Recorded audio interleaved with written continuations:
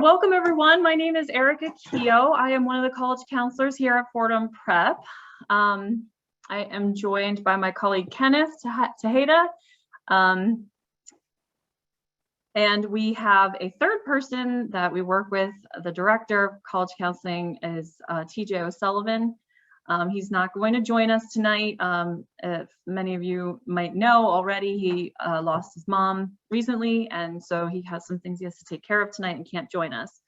Please keep him in your prayers, him and his family in your prayers. As we often do here at the prep, we're going to start tonight with a prayer. So if I could just ask everyone to be still for a moment, and I will say, dear Lord, we thank you that even though we have our own idea of how our life should look, often setting out according to our own plans, it's your ultimate purpose that prevails. We ask that you prompt us when we set out to make plans, that we make them according to your will, not our own. We ask that you remind us to come alongside you as we surrender every detail to fulfill your greater purpose. Please align our hearts with yours, our ideas with yours, and our will with yours. For your ways are higher than ours, and your plans are greater than ours. Nothing is impossible with you. Lead us every step of the way. In Jesus' name, amen. That was by Alicia Headley. I liked that prayer a little bit because it reminded me of St. Ignatius Loyola, who we talk a lot about at Fordham Prep. And one of the ways that we talk about him is the method of discernment. And that's something we use when we're making big decisions. And what is a big decision that we have to make is whether or not to go to college, and if we go to college, where we would go. In that prayer, it reminds me of the way that we should be thinking about our own purpose, and we often think about what it is that we all want for ourselves, but it's important to step back and remember, what does God want for us too? So that's why I chose that prayer today. I am also joined by Lynn Verrecchia from Holy Cross, College of the Holy Cross, and Benjamin Rose from Hamilton College, and Shamar Cousin from the University of Notre Dame. Thank you everyone for coming. I'm going to ask them to say a little bit about their institution so that we understand the context that they're coming from. We have a number of topics that we're going to talk about, from how to decide what is a good school to attend, how colleges make decisions about applicants. We are going to talk about other things other than grades that might make a student stand out. We're going to talk about this term demonstrated interest, early decision, early action, what those things mean at these institutions, what liberal arts means. We'll talk about how COVID has affected admissions. And then if we have some time, we'll maybe talk about essays or athletic recruiting and financial aid. So those are all items on our agenda, and we will try to get through as many of them as we can. So those of you who are logging in from home, if there are questions that we don't get to, please add those to the Q&A, and we will try to get to them before we close. Sound good? All right, good. So if you could, each of you could take a second to talk about yourself and the school that you represent, and then we'll get into the meat of our questions. Can we start with Lynn, because you're in the top left of my screen?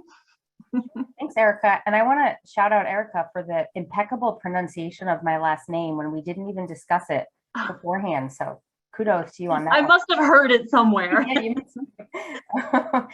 But my name is Lynn Verrecchia. I am representing College of the Holy Cross. I'm the director of admission. I'm also a Holy Cross graduate in the class of 2001. Holy Cross, many of you may be familiar with, is a Jesuit institution. We are located in Worcester, Massachusetts, which is about 3 hours from the Bronx. I grew up in Port Chester, New York, so I had the experience of coming from roughly the area where many of you live, up to Holy Cross in Worcester. As a Jesuit school, we are all about cura personalis, the education, the care of the individual, the care of the whole person, the education of the whole person, the idea of discernment, idea of being people for and with others. Lots of the things that you've experienced at Fordham Prep would carry with you to a Holy Cross experience. We're a strictly undergraduate institution. We have no grad programs, so we focus on that 4-year undergraduate degree. We are a liberal arts institution. We have about 3,000 students, and we have Division I athletics. So that's sort of the basics that I'll share for now. Great. And Ben, you're on my right side of the screen, so maybe you could go next, please. Sure. Hello, everyone. Thanks so much for joining us this evening. My name is Ben Rose. I'm an Associate Dean of Admission at Hamilton College, which is a small liberal arts college in upstate New York, pretty close to the geographic center of the state. I'm actually also an alum of my institution, class of '09. And Hamilton College, so a little less than 2,000 students. We're spread on 1,300 acres. So we have this lovely outdoor environment to take advantage of, including what amounts to a small park on campus, which is pretty great. We have a real focus on allowing students to pursue their passions. So we have an open curriculum. We have no distribution requirements or core classes, which means students can branch out, take courses in whatever appeals to them. We're not making them take particular courses in particular areas. We have a really strong emphasis on teaching all of our students how to communicate effectively, no matter what discipline they're studying. We have a really tightly knit on-campus community. Our social life is very much focused on that campus, and it's a very involved and active place to be. Shamar, can you go next? Yes, I can. So, hi everyone. My name is Shamar Cousin. I'm an admissions counselor at the University of Notre Dame. And like Len and Ben, I also am an alum from Notre Dame, class of 21 actually. So just recent graduate here.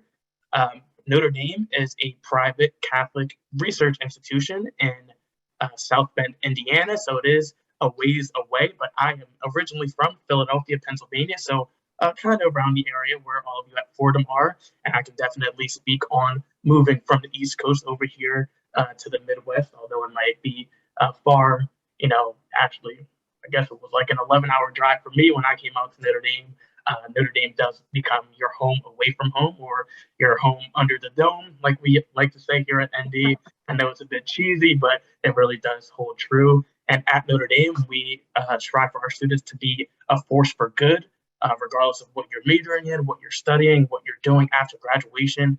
We emphasize that our students here will go out into the world and make a positive difference, regardless of what they're doing here on campus. Great. Thank you for that. We started working with our juniors in January. And we talk a lot with them about the different kinds of colleges that exist out there. And we have them think about career options by giving them assessments like Myers-Briggs type assessments and things like that. So they are starting to get out there and explore. And so one of the first things I wanted to ask you guys to touch on is, do you agree they should be visiting campuses now? How would they make the best of a campus visit? And if they can't visit, right, maybe Shamar can speak to this mostly because you're the furthest away. How do they make those decisions of whether or not the school is a good fit if they can't get on campus? I'm not going to call on you. You have to. I'll jump in first. So sure, absolutely, they can start visiting. My best piece of advice for people who are visiting early on in the process is just let it be early, right? Like, don't go in with preconceived notions. Sometimes you go to a place just to find out stuff you didn't like, right? And be like, okay, I'm not looking for an urban school, or I'm not looking for a small school, or whatever it happens to be. You can sort of start to figure out the contours of what you're actually looking for. And sometimes that means you can start just visiting places that are easy to visit, places that are nearby, even if you're not necessarily seriously looking at them. But yeah, visits are a great way to get a sense for the culture at the school in a way that's sometimes difficult to get otherwise, especially if you can talk to current students. If you can take a tour with current students, that's really like the A1 thing you should be trying to do on any college visit, because you really get a sense of what the student body is like from that. And as far as not being able to visit, one of the benefits, if you could call it that, of the pandemic is every school has had to figure out how to do virtual. So there's way more virtual options than have ever existed before, and they will vary widely from school to school. But that is, a reasonable way to try and get a sense of places you can't visit, because we're all really trying to duplicate that in-person option as best we can, to varying degrees of success. Gotcha. Anyone want to add anything?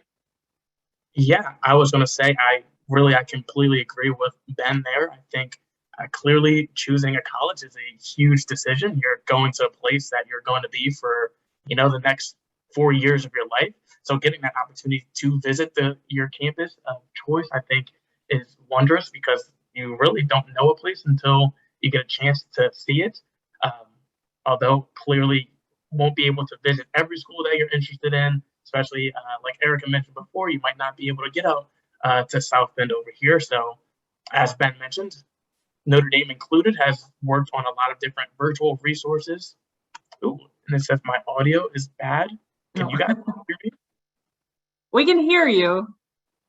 Is it low? No, it's just like a little choppy, maybe. Okay, I will try to work on that. My apologies. That's okay. Yeah, but as I was saying, I think virtual resources here are awesome, and we have a bunch of different virtual resources on our Notre Dame admissions website. If you were thinking about seeing Notre Dame and can't come in person, we have live virtual sessions, and we have pre-recorded, like on-demand virtual sessions as well, and virtual tours that are done by current students on campus. So if you're unable to come to campus and you still want to hear a student's perspective or see what campus looks like, we have all of those resources available on our admissions website. Do you encourage students to try to get in touch with professors if they have questions about specific subject areas? Yeah, for us here at Notre Dame, definitely. Firstly, we encourage you to just reach out to us in admissions with any question that you might have, because we can kind of work on that triage plan of getting it to who needs to hear that question, because not every professor's email is available, and sometimes hard to find everyone's contact information. So if you are looking to get in touch with a student or a professor, definitely encourage you to email us at admissions@nd.edu, and we can reply and send you in the right direction. Awesome. I just want to elevate, Benjamin's point about visiting lots of places. I think the best thing you can do early on is giving yourself multiple points of comparison. So those visits that you make at schools that you really dislike or that turn out to not be on your list are still really valuable. And I think the parents can probably relate in terms of when you think about buying a house, the first house you see, the second house you see, the third house you see, you start to build a picture of, what you're interested in. And you'll also figure out what are the deal breakers? What are the must-haves? What are the things that are not really comparison points? So the first college you'll visit, you might say, wow, they have a coffee shop.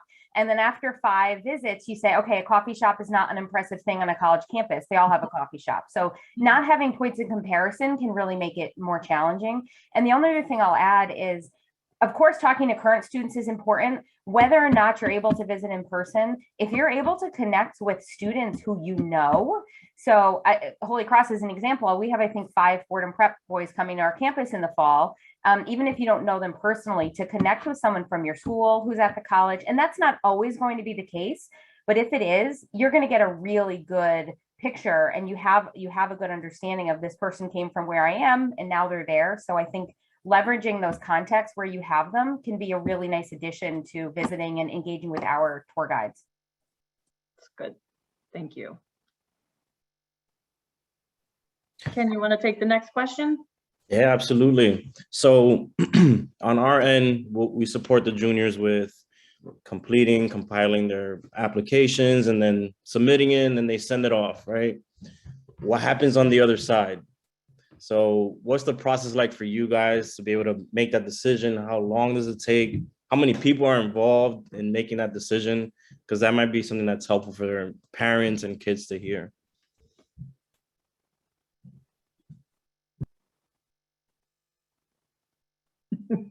Nobody wants to start.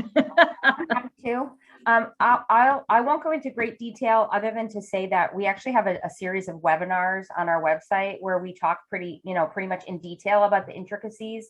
There's even one, it's not self-serving. I happen to be in it, which is not my favorite part of it, but where I'm with a colleague and we actually read an application live and sort of talk about sort of how we walk through an application. So we have a pretty linear process of a first read that's done alphabetically, a second read that's done by the expert of your school, so the person who would likely visit your school, and then our decisions are made by committee. An individual read could take 10 to 30 minutes, depending on the complexity of the file. The readers are summarizing and giving some opinion about the file, and then ultimately the committee still has access to the entire file. So 10 minutes might seem like a really short period of time, but it's a first look.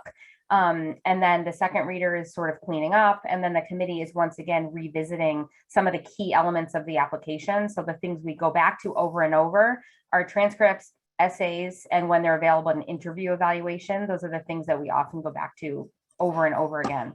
But I encourage you, if you're interested, particularly in Holy Cross, that we try to be pretty forthright about our application review and committee process, and we have that on our website. The only other thing I'll add is that in our committee process, it's rare that there's a right or a wrong decision. There are multiple decisions that could be made and often multiple opinions from different people on the committee.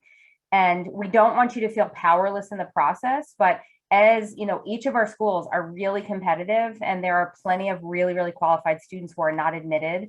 And it's really difficult to pinpoint a reason or reasons why.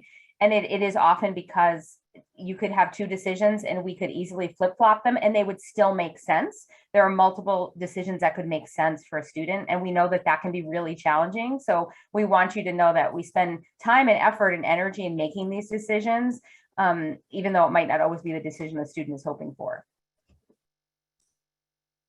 Can I just add to, we care more about students we don't accept than people ever realize.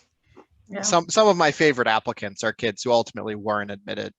And it's not, like Lynn said, it's not a judgment on their worth as a human being, right? We've got, at the end of the day, a limited number of seats in our class, applicant pools full of kids who could take those seats and do just fine. And so we're making really fine distinctions sometimes. Often they're not based on numbers, right? They're based on those more fuzzy parts of the application, those recommendations, our interactions with a student, the essay, things like that. And so when you're making those decisions, they can seem really impenetrable from the outside. And it's not a judgment on that student and whether that student was good enough, quote unquote. It's really about the strength of the applicant pool. The other thing that I would just add here is that if you go to any panels like this that talk about the admission process kind of writ large, something you should always be keeping in the back of your head and something you may well be hearing a lot is it depends on the school.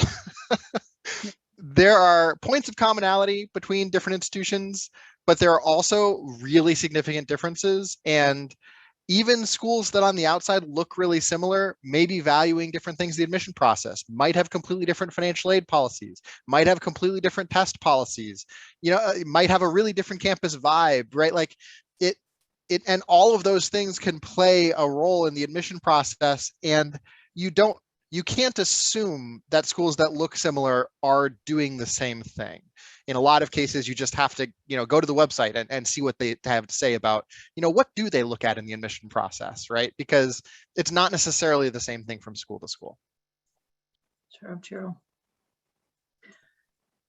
Yeah, and I just want to add, I really just want to emphasize, Ben, your point before that even when a decision is no on a student, that is never like a value judgment on you as a student.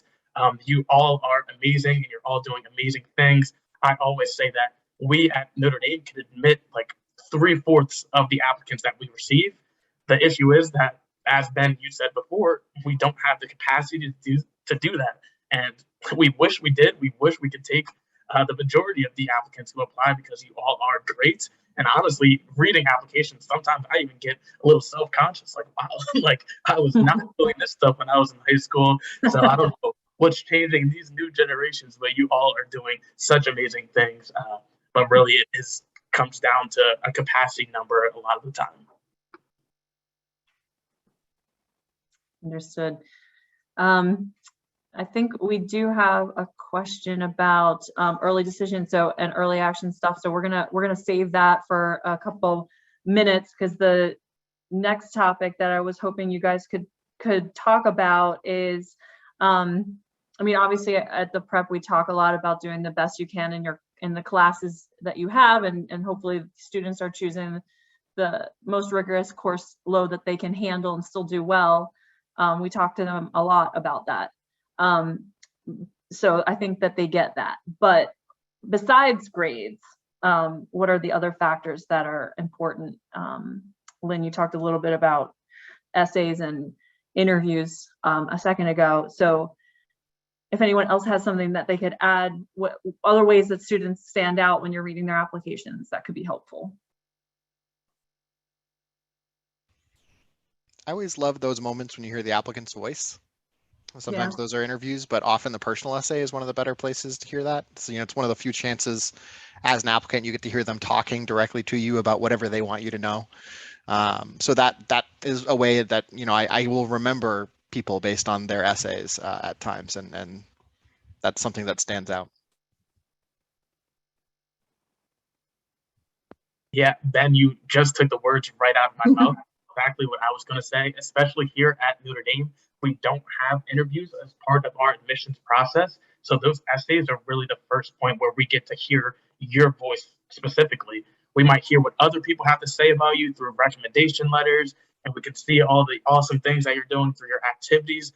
But I feel as though we really get to know you as a person, as a human being, once we get to read your own words and read those essays. So definitely the essays there. Can I just circle back in though and say, I feel like I don't want to put too much emphasis on the essay, right? Like the essay is not like the make or break thing on your application, but it is just a nice way for us to hear your voice a little bit. Again, it's not something you have to freak out about and have a perfect essay you don't get in. It's just, again, a piece where we hear your voice. Great. Ken, you want to take the next question? Sure. So we actually have a Q&A question that kind of deals with this, but okay. How important is early decision to your institution? Is that something that you guys value or jump towards? What's the percentage of students that you've taken for this incoming class? Just any insight that you might have about that, and any disadvantages too that might be there, and if someone's considering that, just your opinions on that.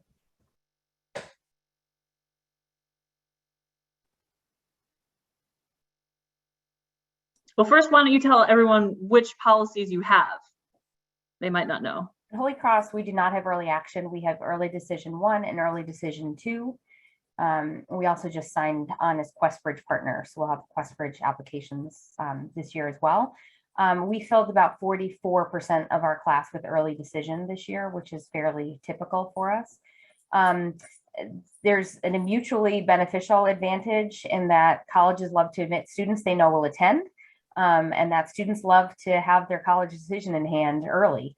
So, I mean, there's some benefit to students in terms of some proactivity in our part. We are still looking for qualified students, but there's, a little bit of a tipping of the scale that can happen. When we have a smaller pool, we're able to consider students a little more individually without comparing them to our greater pool. So it can make a difference for students, but again, they still need to be a qualified student. There's no disadvantage, meaning that a student is not going to get less financial aid. I'm talking about Holy Cross. They're not going to get less financial aid. They're not going to have worse housing. We're not going to treat them poorly because we know that they're committed. But the disadvantage for students is, first, if they're unsure about that commitment, if they agonize over a form that they've signed and they've agreed to something that they're feeling unsure about. And then for many families, there can be a challenge or a disadvantage in the inability to compare multiple offers of financial aid. And for families in particular who are in the middle, and financial aid is really important, but they don't necessarily think or know that they will not qualify for much need-based aid, the inability to compare merit-based scholarship offers can be really difficult for families. So it's not a disadvantage specific to the process at Holy Cross, but it is certainly a reason why some families would shy away from early decision. Yeah, Hamilton has same rounds as Holy Cross, 2 rounds of early decision and Questbridge. We do have a higher admit rate for ED. We care about your interest in attending, and obviously applying early decision is one of the strongest ways you can express that interest. But as Lynn said, you still have to be a competitive applicant. It's about half of our class, a little less than half of our class is early decision. The other number I like to give here, though, because I think people sometimes struggle with that number, it's only about 18% of our total admits. It's just they all enroll, right? So we're admitting way more people through regular than we are through early decision. It's just we get basically everybody from early decision, we don't from regular. So you got to keep that in mind. And as far as advantages, disadvantages, again, Lynn basically nailed it. It really does come down to whether you need to compare financial aid practices. At least in Hamilton, and I think at a number of other schools, you're going to get the same package in early decision as you will in regular from us. But if you needed to be able to see if somebody else would give you more, you don't get the ability to do that within the early decision commitment process. So that can be a factor. And if it is, I would really encourage you to talk to the financial aid offices at wherever you're thinking about early decision. Maybe do a net price calculator, kind of see what you might be expecting there, so you're not surprised at the end of that process, ideally. Right. Yeah, at Notre Dame, we are a bit different. We are a Questbridge partner, but we do not have early decision here at Notre Dame. We have regular decision and we have restricted early action. It is non-binding, and the restricted portion is that we ask if you are applying restricted early action to us, that you don't apply early decision to other schools. You can apply early action to other schools. You can apply restricted early action to other schools. We just ask that you don't apply early decision to other schools if you're applying restricted early action to us. In terms of percentages, about 55% of our class usually comes from our restricted early action pool, but there is no real tangible advantage or disadvantage from applying early. There's no separate admission rates. We view both those restricted early action and regular decision pools with the same criteria. It just happens, as Ben said, similar with Notre Dame as well. Yield rate usually is a bit higher from that restricted early action pool, so we usually get a few more admitted students from that pool than from the regular decision pool, but that's not because we're judging you any differently. It's just that those students who are applying restricted early action are usually the ones who really, really want to come to Notre Dame and are the ones who confirm as soon as they get their decision letters.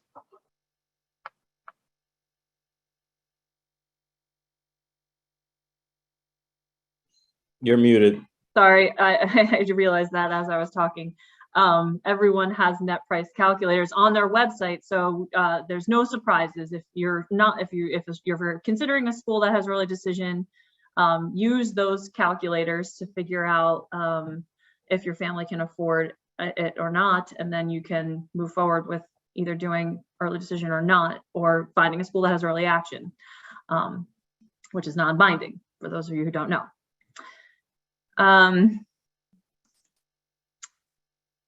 What about, let's move into the discussion about test optional. So for those of you who are not aware, with the onset of the pandemic, a lot of kids could not take the exam, SAT or ACT, because test centers were closed. So many schools decided to go test optional so that those who did not have a test score could still apply. Now, I believe Holy Cross had been test optional for a long time before this. I don't know if Hamilton was, but tell us about this process of if it changed for your institution recently. How was it affected? Parents are constantly asking this question: is test optional really test optional, right? And so how do we answer that? And then if you have any data about the percentage of applicants who applied test optional or percentage that were admitted, et cetera. This is one of those places where it depends, it's going to depend on the school. I can say we are test optional. We went test optional at the onset of the pandemic, so it was new for us. We were test flexible before. We had a lot of different ways you could satisfy our requirement. We did require some form of testing. We are truly test optional. We're not like doing secret stuff to look at your testing if we've received it, but you told us don't look at it. the thing I think where people get really hung up on this is that not submitting testing doesn't mean that we assume your testing would have been amazing. It means we put more emphasis in our system on the academic pieces we do have. If those academic pieces aren't strong, then not having testing is not an advantage. This is the thing where I think people get caught up. It's not about hurting you because you didn't have testing. It's about looking more and putting more weight on the pieces that we actually have. So if you're a great student, that might really work for you, right? That could be great. But it's not always, and it just depends on what the rest of your academics look like. And again, there's nothing nefarious here. We're not holding it against people for not submitting testing. We're just putting more weight on your transcript as a result. And so it's kind of down to like, what kind of student are you in the classroom? And that's kind of how it plays out. Again, I think people sort of get caught up on this notion that like, oh, are you hurt or helped? And the real like honest truth is it might be either, but it depends on you, right? Like it depends on your transcript. So just like, you might have been hurt or helped if you had taken testing and it came back either strong or weak, right? Like it's just based on your own academics, your own transcripts. I think it's also important to note that, a test optional policy doesn't mean de-emphasizing academics. So while we do care about, in our case, an interview and an essay and extracurricular involvement and recommendations and all the personal pieces, a test optional policy doesn't mean we care about more than those things in academics. All of those things matter. So, there's still we still all need to admit students who are qualified academically, and those other things come into play as well. And I think it's also worth noting, even for the applications with test scores, the transcript still matters, the essay still matters. So while we might say we'll place more emphasis on your transcript without test scores, there's already a pretty darn big emphasis on that transcript, even for the applicant who does have those test scores. As you acknowledge, Erica, we've been test optional since 2005. When we first started out, we saw about 2/3 of applicants submitting test scores, and we've seen a pretty steady decline over the years, and then a really sharp drop off. So we're about flip-flop right now, where we have about 2/3 not submitting test scores. I think it was about 38% of our students submitted test scores. Students who submitted represented about 49% of our admitted pool and about 38% of our matriculating pool. So the matriculating number really matches up nicely. And we are truly test optional. We don't assume your test scores are amazing. We also don't assume that they were terrible. They're just not a part of the conversation. And I think that's the important piece. A lot of folks think that there's a hole, or that we're having a conversation about the lack of information. And it's just not a part of the conversation. So if you picture a great big puzzle, that just all the other pieces sort of fill in where that piece might have been, as opposed to it being that missing piece. Yeah, and at Notre Dame, we are pretty similar. We are also test optional, at least for this upcoming cycle. So we started at the onset of the pandemic, we started kind of a 3-year test optional plan, and we're going to reevaluate after this 3rd year. So the next, I guess that would be class of 2027 here at Notre Dame. Your application cycle will be test optional, and then after that, we'll see going forward. I do want to mention, though, in Notre Dame's process, we have a holistic review process. So not only does your transcript and such matter, but also, as Len mentioned before, we're looking at those extracurriculars and those essays and those recommendation letters. And we don't really there's no hierarchy here where it's your transcript is one and then your test score would be the second highest ranked thing, and then it's your extracurricular activities. Even if your transcript is spectacular and you don't have a test score submitted, we want to see students who also are doing things extracurricularly and who have nice recommendation letters. So you can have all A's, but if you have no activities and your teachers don't give you the best recommendations there, just because you didn't submit a test score or did submit a test score, it doesn't mask those other things in your application. We are looking at you as a whole, which will include or not include your test score. We are truly test optional, Holy Cross and Hamilton here. You're not at a disadvantage or advantage by submitting those scores, but I want to emphasize that it's the greater picture here. It's not just we're going to look at your transcript now, because you don't have a test score submitted, we're still looking at everything that you submit to us. Good.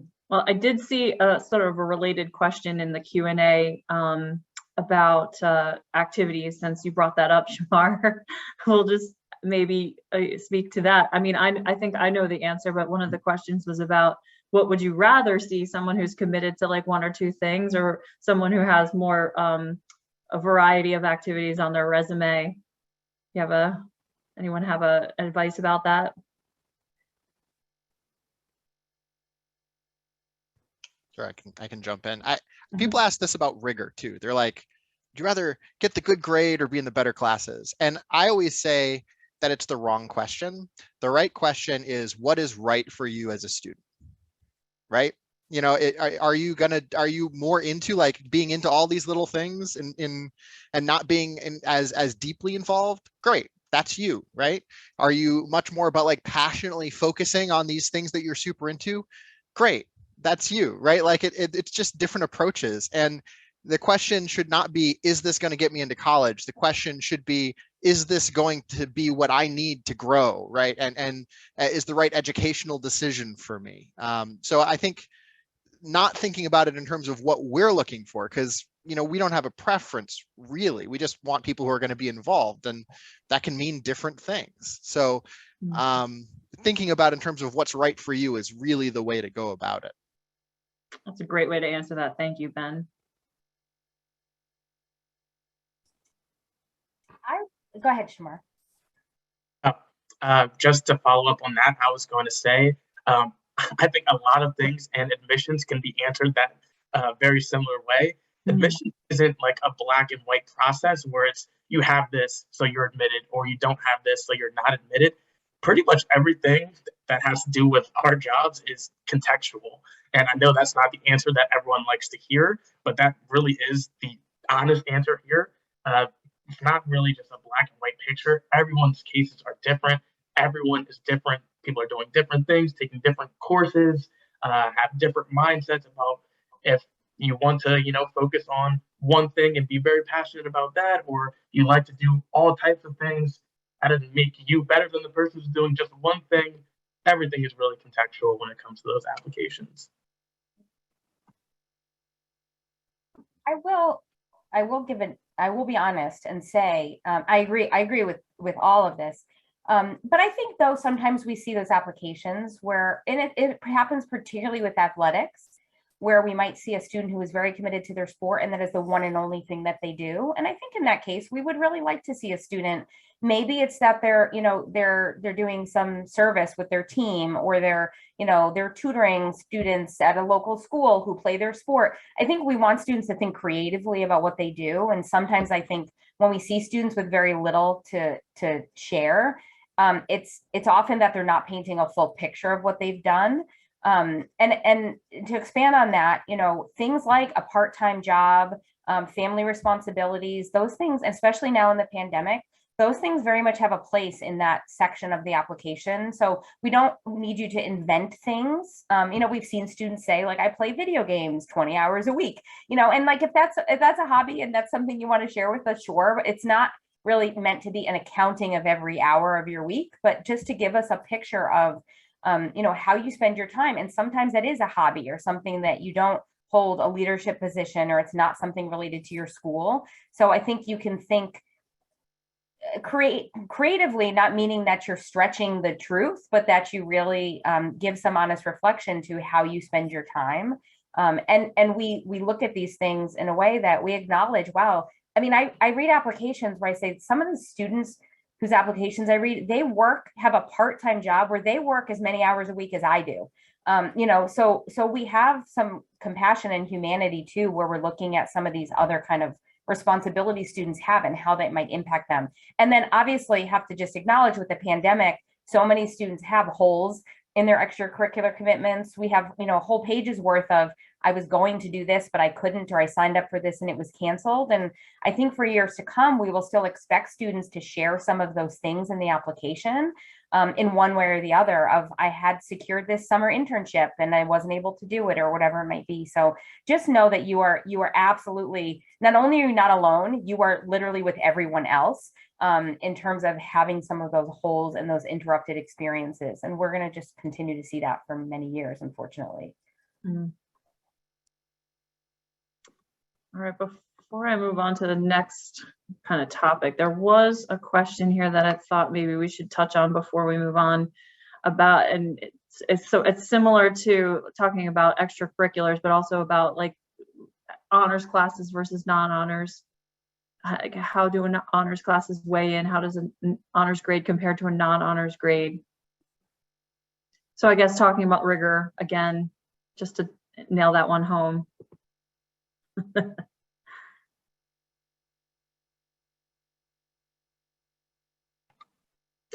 I'll start. I know at least here at Notre Dame, really it is about like balance and what you think you can really handle. So we like to recommend that you try to take rigorous courses across, you know, all the major subject areas. So we want to see that you're taking some challenging, you know, English courses and math courses and science courses, et cetera, et cetera.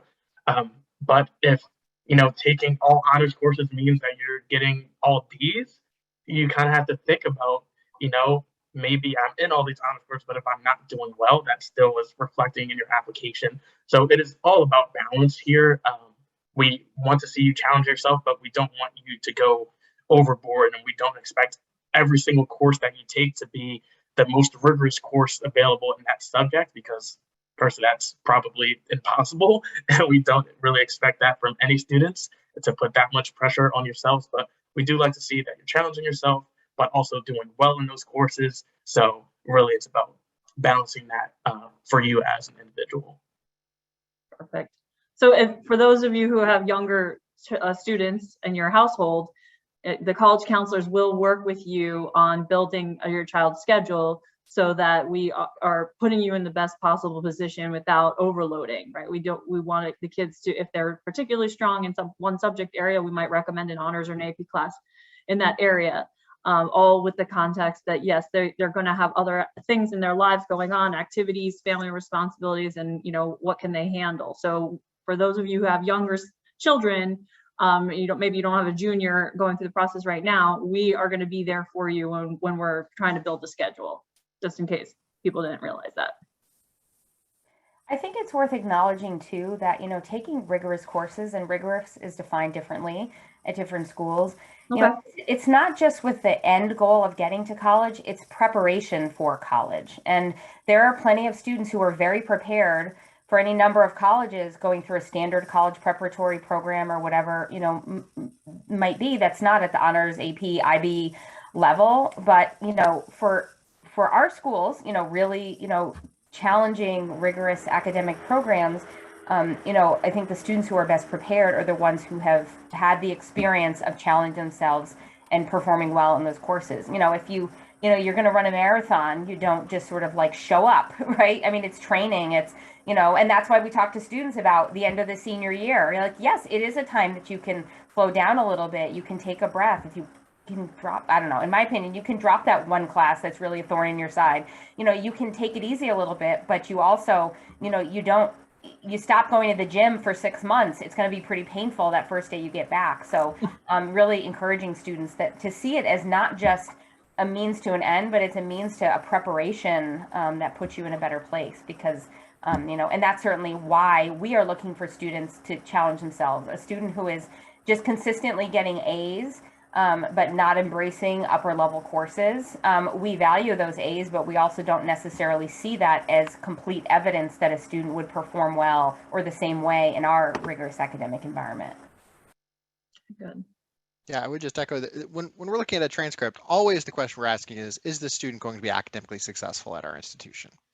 The bottom line. So yes, you do look at rigor, and you are going to look at what courses specifically the student is in, and what grades do they get in those courses. And again, all of that is to say, yeah, we absolutely care about rigor, and we're going to care about students who are in a lot of advanced courses relative to their peers. But I just want to emphasize again, you shouldn't be taking the courses because they get you into college. You should be taking the courses because they're the right decision for you.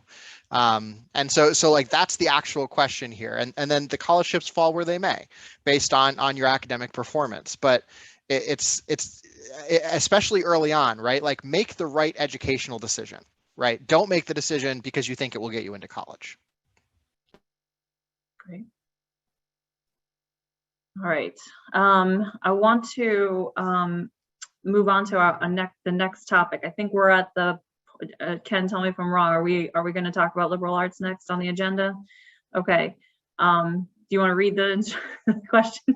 Sure. So plenty of our students are going to jump to that like hot major, engineering or business, but in reality, they have no idea what they want to do, what they want to study. So liberal arts is there, or saying undecided, but they're like, what is this? Is this, parents might say, is that going to prepare my child for a career?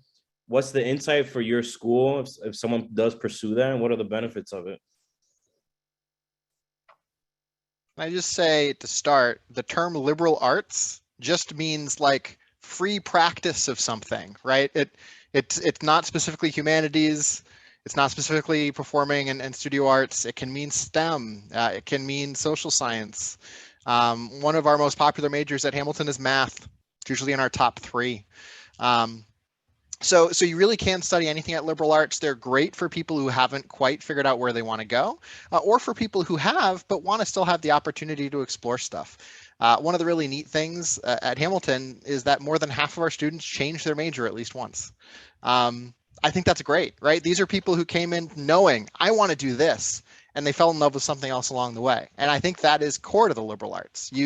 We don't expect these people graduating from high school to have it all figured out. And so we give them the flexibility to change their minds. The other thing that I think is really core to liberal arts is because you have all of these different areas of study, you get exposed to a lot of different ways of thinking. And so critical thinking is really kind of a hallmark of that. And critical thinking is one of those things that you can pack up and take with you. I've heard it said that liberal arts is the degree that prepares you for jobs that don't exist yet. Right? It gives you flexibility. It gives you different ways of thinking. It teaches you how to communicate effectively.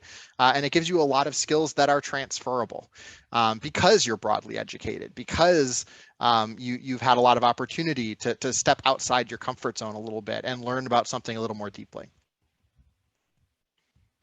I wrote down a lot of what you said. I love it.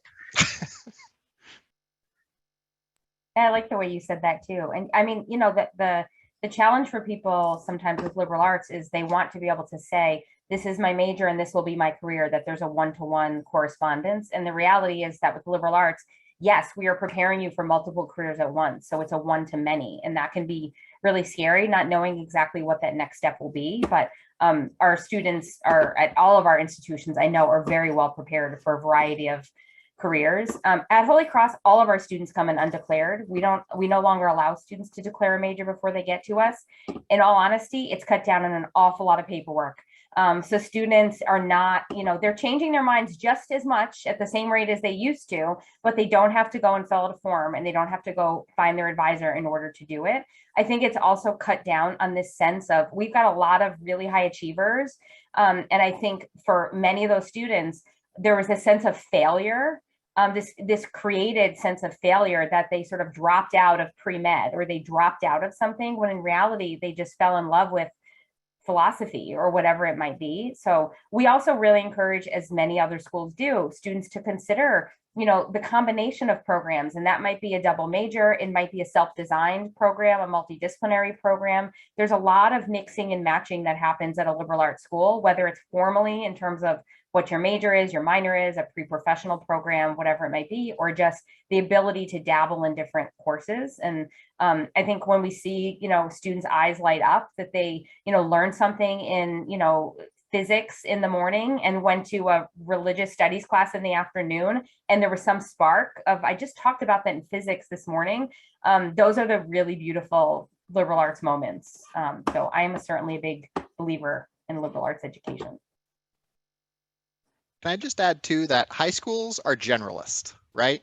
You take a little bit of everything, and often you can't go super deeply into subjects that aren't like core, right? So how many people think I want to go into psychology, but there was a single psychology class offered at their high school and it wasn't taught for more than a semester?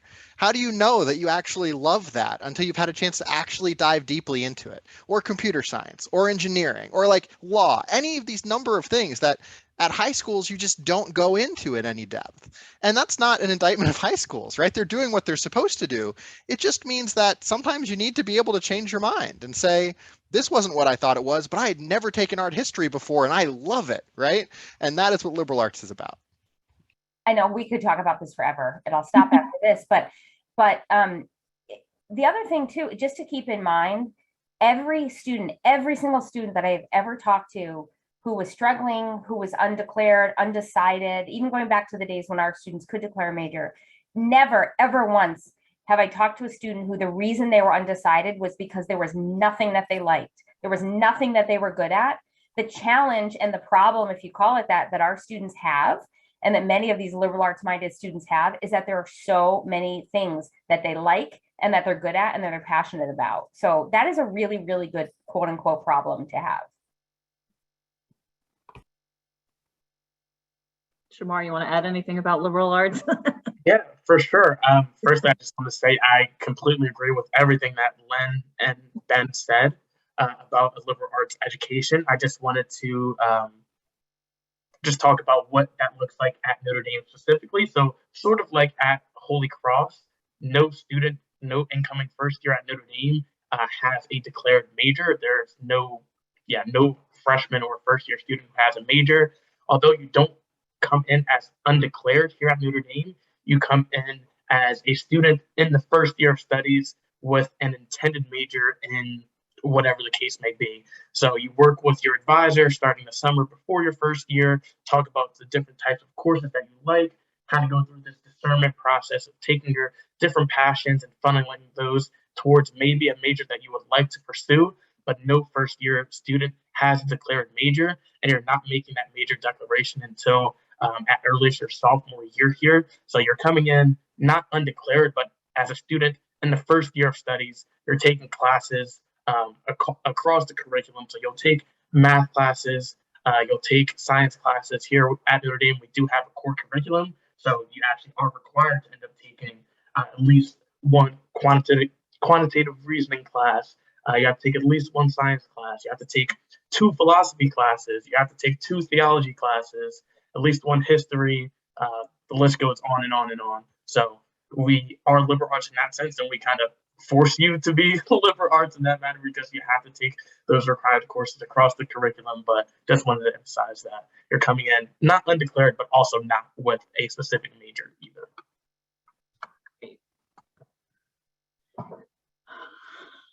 All right, so I want to move on to the next question. We're almost at an hour here. So as you know, and as many of your students were also, many of our students were affected by the pandemic. So what are the ways that a student can convey how they've been impacted and in a similar, but not necessarily, doesn't have to necessarily be related to COVID? Should students talk about mental health matters?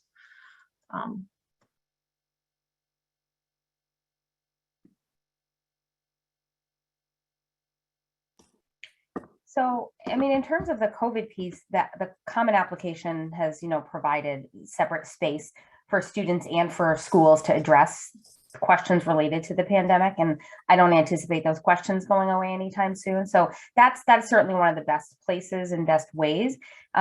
We also, depending on the degree to which a student was impacted, whether it's COVID or something else, an interview is sometimes a place for a student to talk about that, an email, a phone call. I mean, where it's a fluid process. So students can certainly add things to their application. If there's something that's come up, something that's changed. Sometimes we hear directly from school counselors, depending on what's going on with the student. I never object to a well-intended parent reaching out, if the student is really, being challenged by something and there's something going on. And as it relates to mental health, and this is certainly something that we have seen a huge increase year over year, and absolutely in the last couple of years of the pandemic.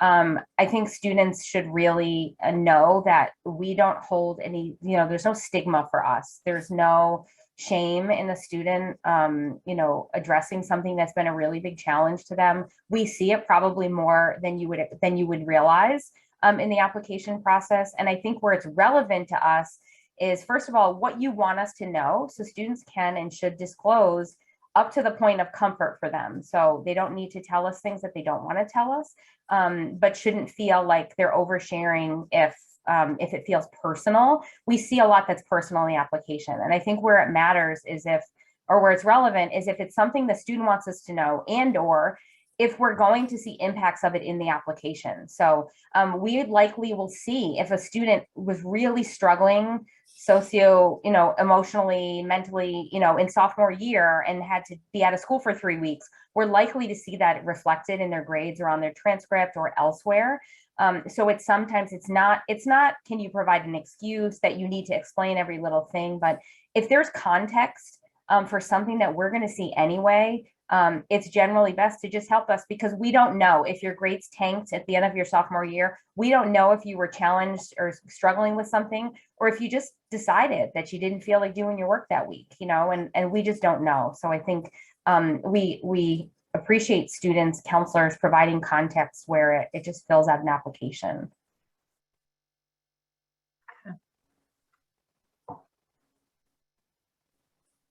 Times are tough. We know that, we see that, and we're not immune to it ourselves. And this pandemic has been such a, it's the understatement of the century, right? That it's just been something we've never experienced, but there's never been something that, every applicant has experienced, and every person reading every application is also experiencing in their own way. And, you can tell us your experience, but you don't have to explain to us the intricacies of how difficult it is to be away from your friends and to be in front of a screen and to be sick of looking at your own stupid face all day. We know all of that. My stupid face, not yours. Your face is great. But, so, and I don't mean like, don't tell us we know. I mean, tell us how it's impacted you, but you don't have to feel self-conscious about, oh, gee, are they going to understand why this was difficult? Because trust us, we all really know that this has been very difficult. I think most of all for young people, and we're really sensitive to that. I just add, just to reinforce something Lynn said, you never have to share something. I just want to say that again, like, it's really important. Don't feel like you must tell us how you're impacted by the pandemic. If that's too personal or too hard, we get that too. But we are reading compassionately. If there are things that have come up for you and you decide you want to share them, we are going to treat that with the respect it deserves. So just know that is true. Yes.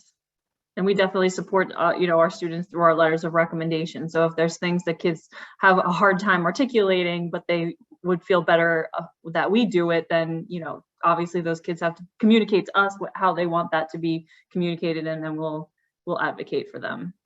So again, for those of you who have younger children, that's our role as college counselors.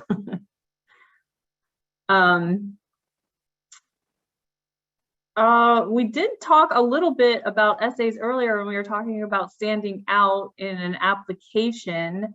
Maybe we could spend a little bit of time talking about that again, ways to approach that. Any words of wisdom, any essays that stood out for you this year?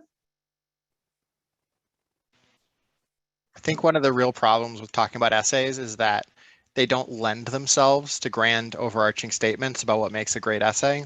People sometimes say, like, don't write about X. And the truth is, I've read great essays about almost any topic that someone has said, don't write about X. And there are topics that are easier to write good essays about, for sure. But the real key is that the college essay is a personal essay. So it should be about you. And I think the two most common mistakes I just see are people who write an essay about someone who's important to them. And I learn all about your grandmother, and I'd admit her, she's really cool. But I don't know anything more about you than when I started reading the essays. Just make sure it's about you, and make sure it's about you in a way that it couldn't be about someone else. Another common thing I'll see people do is they'll write an essay about a really common experience. It's actually athletics is a great example here. You read a lot of essays about someone winning or losing a game. It's an experience like 95% of people who've ever played a sport have had. And so just think, like, if I replaced your name in the essay with someone else's, could it still kind of work as an essay? I'd much rather know, for instance, if you're going to write about sports, why do you play the sport that you play? Why do you play soccer as opposed to lacrosse or golf or whatever it happens to be? Because that usually is kind of a personal essay, and it tells me something about you. One of my favorite essays from this year was all about horseback riding, actually, and it was all about the applicant's horse and how her horse was had like this big personality and how she had to come to learn the horse. And I felt like I learned about her horse the essay too. But by the end of the essay, like, I put it down and I was like, my word, I've got to learn how to ride horses. Like, she just made me understand her passion for this in a different sort of way. They don't have to be funny. They don't have to be deep. They can be, depending on the student. But don't feel like you have to have some major tragedy here. You can just write about your room, your hair, your crazy sister, right? Like, all of these are potentially good essay topics as long as it's a personal essay. And I think, that horse essay, it wasn't great because the student chose a great topic. It was great because she wrote a great essay about her horse, right? And that's, the topic is not the holy grail. There can be, good and bad. And my general advice about the only things that I discourage students from writing about is if at the end of the essay you could go to the top and write Dear Diary. It's not often a great essay. Now, it doesn't mean that students shouldn't be personal or share something personal, because you absolutely can. But there are some topics that that sometimes just don't lend themselves to an essay. I would say the best gift you can give to yourself is it's a version of start early, but give yourself the freedom to start your essay, to hate it, delete it, and start over. And you can only do that when you started early. I encourage you now, and I don't know, some of you are underclassmen, some of you are juniors, start scanning the horizon now. Put this essay lens on, and don't make it like the focus of your life, but just plant like a little something in the back of your brain that you're sort of scanning your horizon for essay topics. So when you trip down the stairs, could that be an essay topic? Jot it down, like start like in the notes app on your phone or somewhere. When this cool thing happens to you, could that be an essay? And just start a list of potential topics. And when you're ready, and that's not 2 weeks before it's due, it's probably this summer if you're a junior, write 3 sentences about each of those things. And one of those things that seem like it's probably not an essay topic, but I'll just put it on the list. You might find after you write those 3 sentences, and then I could, and it might turn into something you didn't expect, or the thing you were super excited about. You write 3 super good sentences, and then you realize that's all you have to say about that thing, and that's not a good topic. So I think just put on this lens of always be searching for a topic, not in a way that it takes over your life, but that you start to think, because the point is it's about you. What better way to pick your topic? It's not Googling things. It's not sitting down. It's living your life and thinking about what's a story that I might tell about me and my experience. Yeah, and I just want to reinforce the point that this is a personal essay. It is about you. It's not like you scouring the Holy Cross or the Hamilton admissions website and you see, oh, Notre Dame is a Catholic school, so I'm going to write about how if I go to Notre Dame, I'm going to go to Mass every day, and I'm going to go to every football game, and I will be the best Notre Dame student there is because I'm going to use every resource available at Notre Dame. That is not a personal statement. That is just saying all things. I guess that's a bio for Notre Dame as a university, not about you as a person.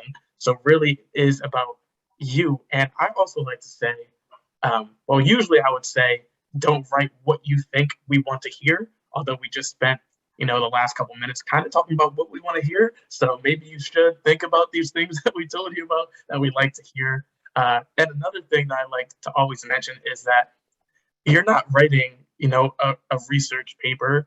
This isn't your final paper for AP US history. If you pick the topic out and you're really, really struggling and it's taking you weeks and weeks and weeks, maybe that isn't the topic for you. And maybe that just means, hey, I probably could write about something different. Like Len mentioned before, if you write down 3 sentences and you realize, wow, that is pretty much all I got. And then you write down 3 other sentences about a completely different topic and realize you can go on and write 3 pages about that thing.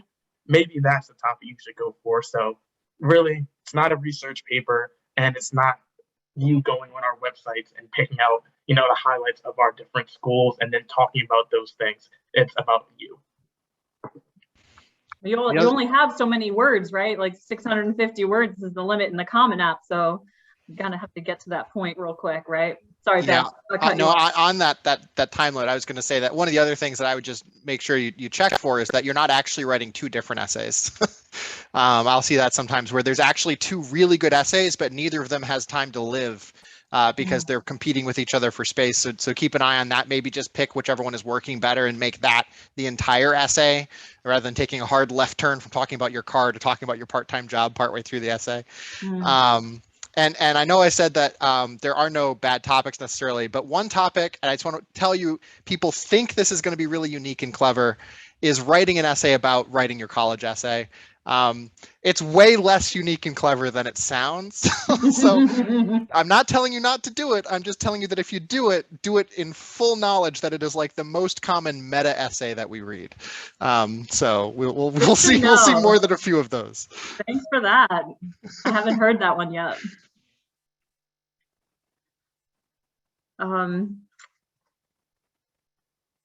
What do you think we should go to next, Ken? Should we talk about athletics or should we talk about financial aid? What do you think is going to be more important? Oh, we only have a few minutes left here. Go athletics. Athletics, okay. So we do have a lot of students at Fordham Prep that are interested in playing athletics at the college level, and Hamilton D3, right, and Notre Dame and Holy Cross are D1. So maybe you guys could talk about what that means at your schools and the recruiting process. There was a question in here about kids not being able to play sports, and I kind of think that might be related to we did require students to have a vaccine, a COVID vaccine, in order to participate in certain sports. So I feel like that should be more of the like, how has COVID affected you type of answer. But I'd be curious to know if that affects athletics at your schools. Anyway, so the recruiting process. Go. Maybe Shamar, you start because your athletics. Well, you and Lynn should probably talk about D1 first, if that's okay, Ben.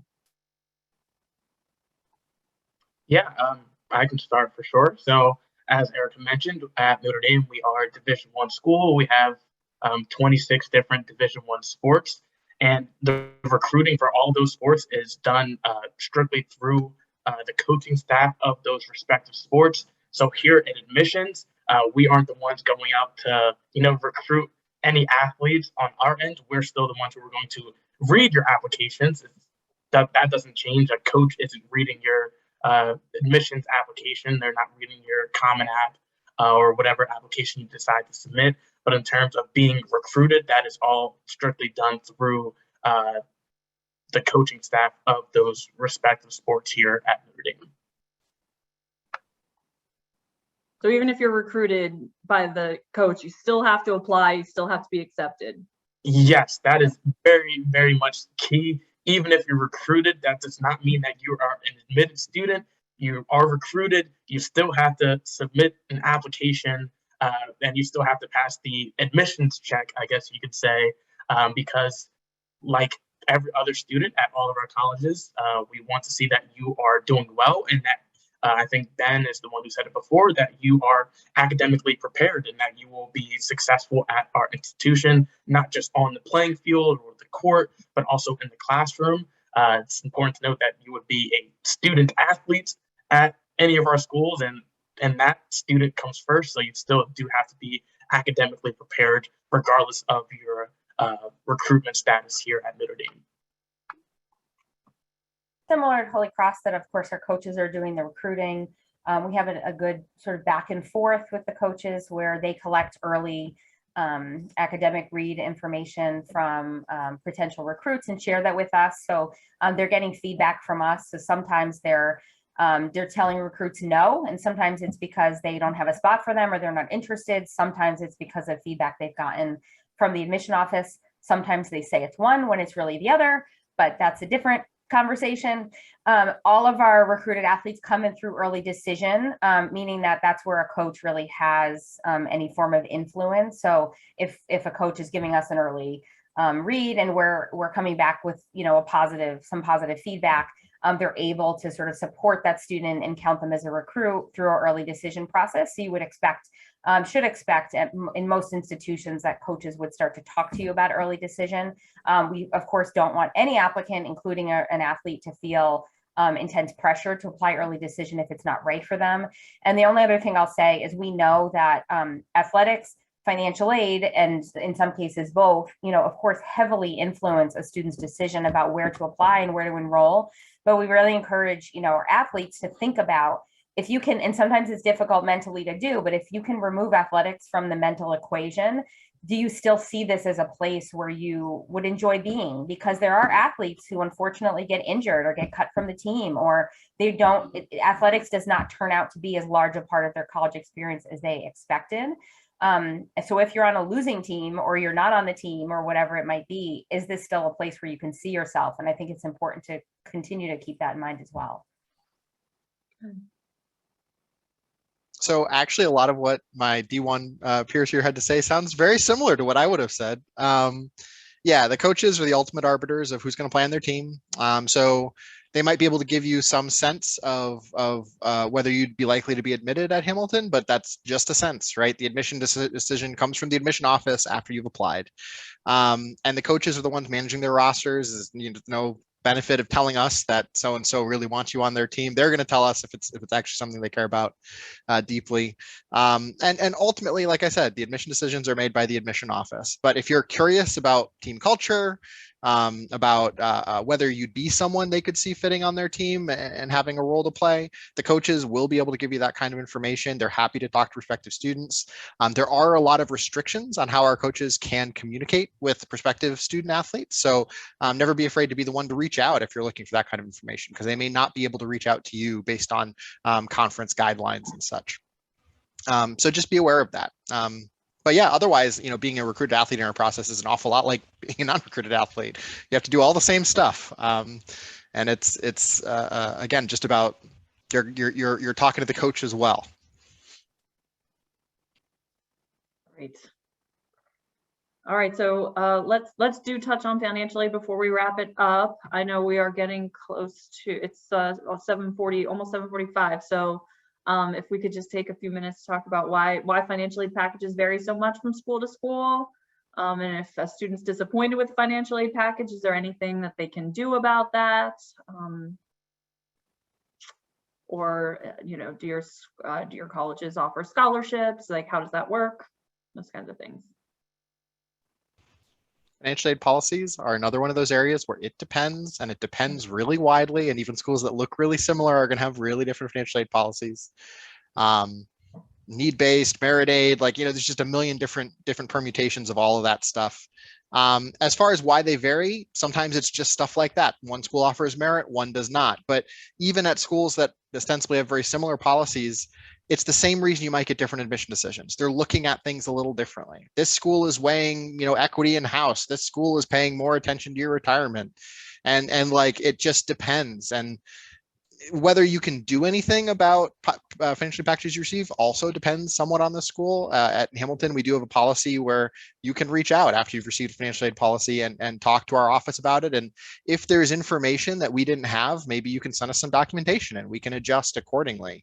But it's usually not a negotiation, right? Like, we have a policy, and that's how we factor these things in. And it's not like we're going to match X school's financial aid. There may be schools that do that, right? Like, again, this is something where it just depends. And as for Hamilton, we are a need-based institution, which means we only award financial aid based on what we calculate a family would need to attend Hamilton. And that means that at another school, you might get lots of merit money that we're just never going to be able to match. And so you just have to decide if that is important to you. This is an area where those net price calculators you can find on websites might be important. I would emphasize these are estimates, and they are fully dependent on the information you put into them. So if you have a typo, we had a case a few years back where somebody had a radically different net price calculator result than their ultimate financial aid package, and it was because they had missed a zero in reporting something. So if you make a mistake like that, you can't always depend on them being accurate, but they are going to give you at least an estimate of what you might expect to see at schools, and that can be really helpful as well.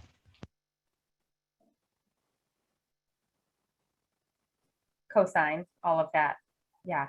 I mean, I don't want to be silent about financial aid because I recognize how important it is, but very well said. I mean, it's different methodologies, different focuses. Holy Cross meets demonstrated need. We dabble a tiny bit in merit aid, but not nearly the way other schools do. Some schools have a policy that everybody gets a merit aid, but it's a little bit, and others, a smaller subset of students might get more.